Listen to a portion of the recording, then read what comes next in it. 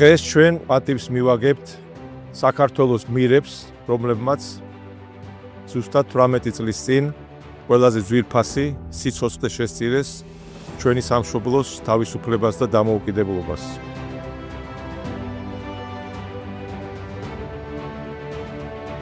სწორედ ჩვენი ამ გმირი ჯარისკაცები არიან თითოეული ჩვენგანის მაგალითი თუ როგორი უნდა იყოს საქართველოს მოქალაქე და ქართველი ჯარისკაცი. მარადიული ხსოვნა მათ სულებს.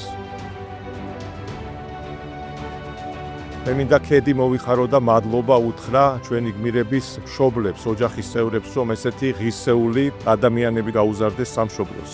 ამ მძიმე დღეებში ჩვენმა ქვეყანამ დაკარგა ტერიტორიები, მაგრამ დღეს, როგორც არასდროს, საქართველო არის დამოუკიდებელი და სუვერენული, მას ჰყავს თავისუფალი ეროვნული ინტერესის მატარებელი ხელისუფლება, რომელიც ყველაფერს გააკეთებს იმისთვის, რომ აღდგეს ჩვენი ტერიტორიული ძალიანობა.